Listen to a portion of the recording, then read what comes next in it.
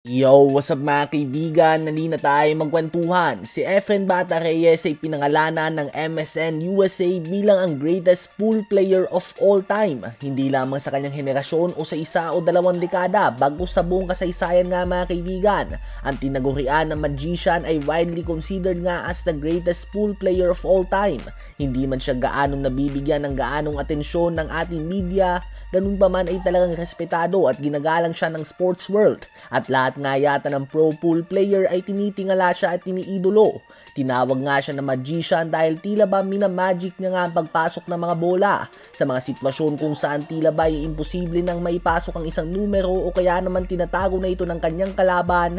Nahahanapan pa din nga ni Bata ng paraan para maipasok ito. Tila ba minamagic niya nga kaya naman tinawag siyang magician. From the streets of Pampanga ay nakilala sa buong mundo si Efren Reyes at dinala niya din ang bandila ng ating bayan sa iba't ibang events. Ilan sa mga achievements niya ay ang 1999 WPA World 9 Ball Champion, 2004 WPA World 8 Ball Champion, at 4-time World 8 Ball Champion mga kaibigan. Yan nga ay yung mga world titles pa lamang. Andyan din ang pagiging 3-time US Open 9 Ball Champion, 13-time Derby City Classic winner, including 5 Master of the Table titles, 2-time World Cup of Pool Champion taong 2006 at 2009 kung saan kasama niya si Francisco Bustamante na isa ding legend sa sport na ito at kababayan natin. 4-time All Japan Championship winner din siya at 7-time Asian 9-Ball Tour Champion.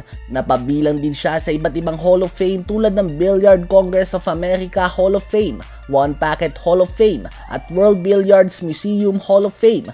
Pinangalanan din siya bilang US Billiards Media Association Player of the Decade noong 2000s at nakatanggap din siya ng Asian Culture Day Lifetime Achievement Award.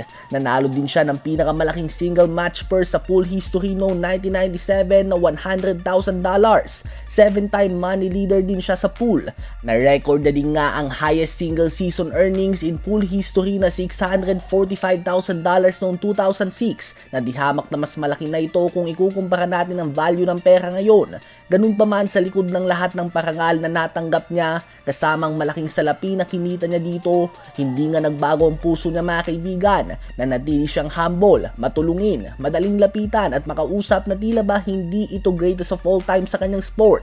Sa basketball nga ay may debate kay Jordan at Lebron. Sa football andyan ang debate kay Messi at Ronaldo. Well, sa pool nga mga kaibigan ay walang debate. Si Efren Bata Reyes na tubong Pampanga at tunay na Pilipino na lumaki sa ating bansa ang greatest of all time. Kaya naman ang mga atleta na katulad nila ni Manny Pacquiao ay sana mabigyan ng statwa ng ating gobyerno bilang pasasalamat ng mga Pilipino sa kanilang serbisyo sa ating bayan at pagdala ng bandila ng Pilipinas sa buong mundo. Ano ba masasabi niyo tungkol dito?